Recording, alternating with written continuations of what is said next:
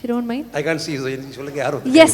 So நமக்காக தலைவாசல் Vijay sir வந்திருக்காரு. I think first number to get inside the hall.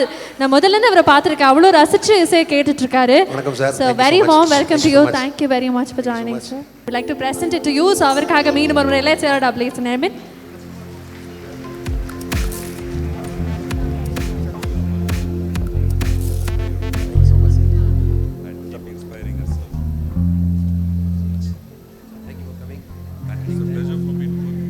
S நிஜமாவே அவருக்கு ஒரு பெரிய கைதல் கொடுக்கணும். ஏன்னா நான் ஹால்குள்ள வரதுக்கு முன்னாடி சார் வந்துட்டாரு. அப்போல இருந்து இப்போ வரைக்குமே I have a long association with sir because of the TV series லாம் நிறைய பண்ணிருக்கேன் நான் உங்களுக்கு ஆரம்ப காலத்துல. It's been very nice. Thank you sir. ரொம்ப சந்தோஷம். Thank you so much. Yes.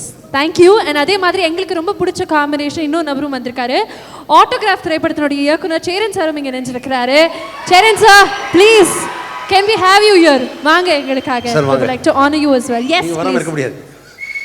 நீங்க வந்து ஸ்டார்டிங்ல இருந்தே சொல்லிட்டு இருக்கீங்க. சோ மீண்டும் ஒரு முறை let's hear it up for the இயக்குனர் himself சேரன் சார்.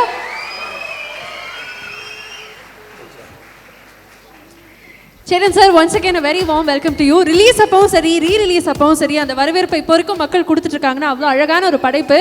அண்ட் இந்த கொலாபரேஷன் வந்து எங்களுக்கு ரொம்ப பிடிச்ச கொலாபரேஷன். அவர் ஒரு பாடலும் எங்களுக்காக பாடினாரு. மீண்டும் ஒரு முறை ஒரு பெரிய வணக்கம் and very very warm welcome to you. Thank you very much.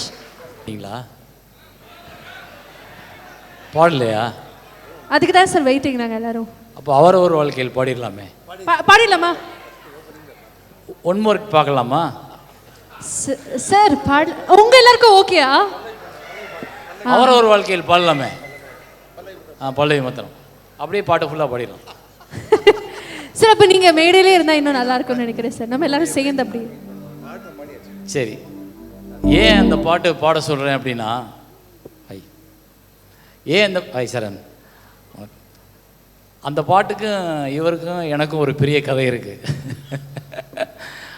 பாண்டவர் பூமி அந்த படம் நாங்கள் கொஞ்சம் பிளான் பண்ணி ஷூட்டிங் வந்து டேட்டு ஃபிக்ஸ் பண்ணிவிட்டு ஒரு 10 நாள் இருக்குது அப்படின்றப்போ அதில் மற்ற பாட்டெலாம் கம்போஸ் பண்ணிட்டோம். பட் இதுதான் முக்கியமான பாட்டு. அது வந்து ரெண்டாவது படத்து ஷெட்யூல் போகும்போது என்ன பண்ணுவோம்னா அந்த கொஞ்சம் ஸ்மூத்தாக ஓப்பன் ஆகிறதுக்காக பாட்டில் ஆரம்பிப்போம் ஷூட்டிங்கை. ஸோ பாட்டில் ஆரம்பிக்கிறதுனால முதல் பாட்டு அவர் ஒரு வாழ்க்கையில், அப்புறம் ஃபேமிலி ஆர்டிஸ்ட் எல்லாம் ஒரு மிங்கிள் ஆகி அந்த மூடுக்கு வர்றதுக்காக அந்த சாங்குகளுக்கு ஃபஸ்ட்டு ஸ்டார்ட் பண்ணும்போது ஒரு ஃபேமிலி ஃபீல் கிடைக்கும் நாங்கள் ட்ரை பண்ணோம். அப்போ அதனால் நாங்கள் முதல்ல போட்டுட்டோம். ஆனால் பட் சாங் ரெடி ஆகலை. சாங் சரி சார் தானே 10 நாள் இருக்கே பண்ணி கொடுத்துருவாருன்னு நாங்கள் நினச்சோம். அது 10வது நாள், 9வது நாள், 8வது நாள், 7வது நாள், 6வது நாள் உட்காந்து டெய்லி ஆஃபீஸில் நானும் அவர் ஸ்னேகன் 3 பேரும் மாஞ்சி அந்த பாட்டுக்கான டியூனை தேடுறான். கரெக்டாக கிடைக்கல. சாரு வந்து ஒரு அஃபீஷியல் ஜாப்பில் உள்ள மியூசிக் டைரக்டர் மாதிரி காலைல 9 மணிக்கு வருவார், சாயந்தரம் 6 மணிக்கு போயிடுவார். 6 மணிக்கு மேலே அவரை உட்கார வச்சோம்னா சார் விடுங்க சார் நாளைக்கு வந்து வேலை பார்க்குறேன் பார். ஆனால் ஹார்ட் ஒர்க் பண்ணுவார். அப்போ 5-6 நாள் போயாச்சு. இன்னும் 4 நாள் தான் இருக்குது ஷூட்டிங் போகணும். சாங் ரெடி ஆகலை. சாங் இல்லாமல் மைண்டை நாங்கள் ப்ரிப்பேர் பண்ணி இப்போலாம் வந்து சாங் இல்லாமலே ஷூட் பண்ணிட்டு வந்துடுறாங்க, அப்புறம் சாங் போடுறாங்க. அப்போ அப்படி இல்லை. சரி சாங் இல்லாமல் ஷூட்டிங்கே போக முடியாது, எப்படி பண்ணுறதுன்னா லிரிக்ஸ் கூட கிடையாது, என்ன பண்ண முடியுன்றப்போ 4 நாள் தான் இருக்குது, போயே ஆகணும், ஷூட்டிங் மாற்ற முடியாது. அப்போ என்ன பண்ணுறதுன்னு தெரில. சார்கிட்ட கேட்டேன், சார் இன்றைக்கி ட்ரை பண்ணுறோம் சார், இன்றைக்கி கண்டிப்பாக வந்துடும் சார் அப்படின்ட்டார். இன்றைக்கி கண்டிப்பாக வந்துடுமா சார்? எப்படி சார் சொல்கிறீங்கன்னு? இல்லை இன்றைக்கி கண்டிப்பாக வந்துடும் சார் அப்படின்ட்டார். காலையிலேருந்து ட்ரை பண்ணுறோம் ஆஃபீஸில் போட்டு. ஆனால் டியூன் அசராமல் போடுவார். அவர் மாதிரி டியூன் போடுறதுக்கு ஆளே கிடையாது, அவ்வளோ டியூன் போடுவார். அப்போ காலைல ஆரம்பித்து 9 மணி 10 மணி 12 மணி 3 மணி சாப்பிட்டாச்சு, மத்தியானம் திருப்பி 4 மணி 5 மணி 6 மணி ஆகும்போது எனக்கு பயம் வந்துருச்சு. ஐயோ ஒரு 6 மணிக்கு வீட்டுக்கு போயிடுவார், திருப்பி நாளைக்கெல்லாம் மறுபடியும் எடுக்கணும், இவர் என்ன பண்ணுறதுன்னு ஒரு சின்ன டென்ஷன் ஆயிடுச்சு. ஆனால் இன்னும் 3 நாளில் நம்ம ப்ரிப்பேர் ஆகணும் முதல்ல, அப்புறம் ரெக்கார்ட் பண்ணணும், அப்புறம் வந்து லிரிக்ஸ் அதுக்குள்ளே கொண்டு வரணும், எவ்வளோ வேலை 3 நாளில் சத்தியமாக முடியாது, பயம் வந்துருச்சு. அப்போ நான் ஒரு ரொம்ப போல்டாக ஒரு டிசிஷன் எடுத்தேன். அது இப்போ சொல்லலாம், அது காமெடியாக தான் சொல்கிறேன், தவறு எடுத்துக்க வேணாம். என்ன பண்ணால், சார் ஒரு 8 மணி வரைக்கும் ட்ரை பண்ணலாமா சார் அப்படின்னு. சரி சார் ட்ரை பண்ணலாம் சார் அப்படின்ட்டார். அவருக்கு சாப்பாடெலாம் வாங்கிட்டு வர சொல்லிட்டு நல்லா சாப்பிட்டோம் எல்லோரும். 8 மணி ஆகும்போது டியூன் வரல. அப்போ நான் கிளம்புறேன் சார், நாளைக்கு வந்து பார்த்துக்கலான்னாரு. சார் போக முடியாது சார் அப்படின்னேன். என்ன சார் அப்படின்னாரு. கேட்டு பூட்டிருக்கு சார் அப்படின்னு. ஒரு ஆள் வெளியில் அருவாளோட வெயிட் பண்ணுறான் சார் அப்படின்ட்டேன். கேட்டு பூட்டியிருக்கு, நீங்கள் சாங் ஓகே பண்ணாமல் டியூன் ஓகே பண்ணாமல் நீங்கள் போக முடியாதுன்னு சொல்லிட்டேன். சார் என்ன சார் இது அராஜகமாக இருக்கே சார், அப்போல்லாம் பாட்டு வராது சார்ன்றாரு. இன்றைக்கி வரும் சார், பார்த்துருவோம் சார் இன்னைக்கு அந்த பாட்டை நம்மளான்னு பார்த்துருவோம் சார்ன்ட்டு சார் ஒரு வெத்தலையை போட்டுட்டு பார்த்துருவோம் சார் பார்த்துருவோம் சார்ன்றார். கரெக்டாக முடிச்சுட்டு மேலே ஒரு 9 மணிக்கு வந்தார். அந்த 1/2 hour கேப்பில் எங்களுக்கு ஒரு 4-5 லிரிக்ஸ் கிடச்சிச்சு. அவரவர் வாழ்க்கையில் 1000 மாற்றங்கள் அப்படின்னு ஆரம்பித்து ஒரு 4 லிரிக்ஸ் கிடச்சிது. அதை நான் எழுதி வச்சுட்டேன் பேப்பரில். இவங்க வெறும் சிநேகன் மேலே வந்தாங்க. சார் இதுக்கு போட முடியுமா பாருங்கள் சார். சார் சூப்பராக இருக்கே சார் அந்த லைன், பிரமாதமாக இருக்கே சார், சார் இது போட்டுடலாம் சார் அப்படின்னாரு. அடுத்த செகண்டு அப்படி கை வச்சார், அப்படியே அழகாக டியூன் வந்துச்சு. அவரவர் வாழ்க்கையில் 1000 மாற்றங்கள், அந்த நினைவுகள் நெஞ்சினில் திரும்பிட திரும்பிட ஏக்கங்கள். அது ஒரு அழகிய நிலா காலம், கனவினில் தினம் தினம் உலா போகும். நிலவுகள் சேர்ந்து பூமியில் வாழ்ந்தது, அது ஒரு பொற்காலம். இது அவரோட பாட்டு. இதில் என்ன பெரிய ஹைலைட்னா 3 நாளில் லிரிக்ஸ் ஃபிக்ஸ் பண்ணி எல்லாம் ஃபிக்ஸ் பண்ணி ரெக்கார்டிங் போயாச்சு. சரி யார் பாட போகிறா அப்படின்றப்போ ஒரு பெரிய சிங்கரை பாம்பேலேருந்து டிக்கெட் போட்டு வர வச்சு அந்த பாட்டை பாடுறதுக்கு ஏற்பாடு பண்ணியாச்சு. பாடவும் செஞ்சிட்டாரு. அந்த சிங்கர் பாடிட்டு போயிட்டார். பாட்டை நான் சாரெல்லாம் உட்காந்து கேட்குறோம். எனக்கு அந்த ஃபீலே வரல.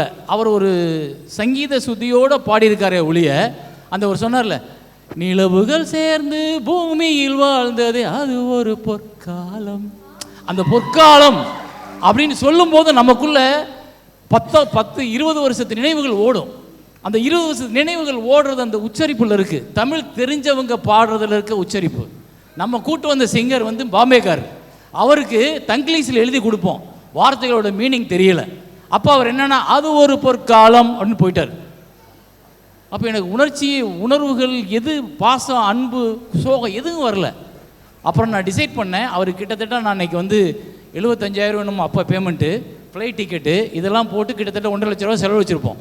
ஆனால் அந்த 1.5 லட்சத்தை அப்படியே தூக்கி போட்டுட்டு அந்த ட்ராக்கை தூக்கி போட்டு, சார் நீங்கள் பாடியிருக்கு சார், உங்கள் குரலில் தான் சார் அந்த அந்த உணர்ச்சி இருக்குது, அந்த தமிழ் உச்சரிப்பு வந்து நீங்கள் உச்சரிக்கிறது மாதிரி அவங்க உச்சரிக்கலைன்னு. சார் நானா சார், வேணாம் சார், நீங்கள் ரிஸ்க் எடுக்காதீங்கன்னார். நீங்கள் தான் பாடுறீங்க சார் அப்படின்னு சொன்னால் அப்படி பாடப்பட்டது தான் அந்த அவரவர் வாழ்க்கையில். அந்த லாஸ்ட் வரி மட்டும் பாடுங்க சார். அது ஒரு அழகிய நிலா காலம், கனவினில் தினம் தினம் உலா போகும். நிலவுகள் சேர்ந்து பூமியில் வாழ்ந்ததே அது ஒரு பொற்காலம். ஸோ ஒரு பாட்டு பாடும்போது, ஒரு பாட்டை உருவாக்கும் போது ஒரு டைரக்டர், ஒரு மியூசிக் டைரக்டர், ஒரு சிங்கர், ஒரு லிரிக் ரைட்டர்ஸ், மியூசிஷியன்ஸ் எல்லாரோட ஒத்துழைப்போடு தான் ஒரு பாட்டு உருவாகுது. ஸோ எனக்கு இவர்கிட்ட சார்ட்டிருந்து கிட்டத்தட்ட பாண்டவர் பூமி அண்ட் ஆட்டோகிராஃப் எல்லா பாட்டு ஹிட்டு. தோளா தோளா இப்போவும் ஃப்ரெண்ட்ஷிப் டேனா ஃபஸ்ட்டு கேட்குறது தோளா தோளா தான். அந்த தோளா தோளா சாங் வந்து பாடினீங்களா, பாட போகிறீங்களா? சரி பாடு, ஏதாவது ஒரு பாட்டு நான் இருக்கும்போது பாடுங்களேன். தேங்க்யூ. இந்த யதார்த்தம் தான் சார் எங்களுக்கு உங்கள்கிட்ட ரொம்ப பிடிக்கும். இந்த லைவாக அது எப்படி நடந்ததுங்கிறத கேட்கறதுக்கும் அதை பார்க்கறதுக்கும் எங்கள் எல்லாருக்குமே ரொம்ப பிடிச்சது. நீங்கள் ஆசைப்பட்ட மாதிரி அடுத்தடுத்த ஆட்டோகிராஃபினுடைய பாடல்களும் கேட்க போகிறோம். அண்ட் மீண்டும் உங்களுக்கு ஒரு பெரிய நன்றி. நீங்களும் இருக்கைகளில் உட்காந்து எங்களுக்காக என்ஜாய் பண்ணணும்னு ஆசைப்படுறோம் sir. Thank you so much. Thank you. Thank you so much. Dr.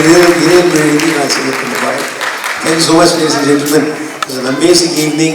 I wish to thank all the departments of the production and lovely sound from the auditorium, lovely lighting sound. Everything just fantastic. So from the bottom of the heart, I thank everyone. Thank you so much. Thank all the singers and musicians. Yes sir, இந்த moment அப்படியே capture பண்ண நல்லா இருக்கும்னு தோணுது sir. ஏன்னா ஒட்டுமொத்தமாக இந்த evening மெமரபிளா மாத்திர எல்லாருமே நேரில் இருக்கும்போது I think this is a moment for photograph. All of you together.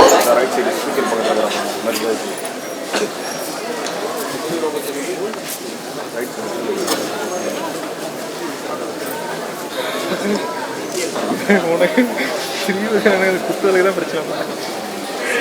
Sir நாங்கள் ரெடி சார், போலாமா? ஃபர்ஸ்ட் அங்கே ரைட்லேருந்து வரட்டா லெஃப்ட்லேருந்து வரட்டானா? ஸோ எல்லாருக்குமே கேமரா தெரியுதான்னு மட்டும் பாருங்க. அப்பதான் கேமரா நீங்க தெரியுவீங்க, அதை மட்டும் வச்சு பார்த்துட்டு. எஸ்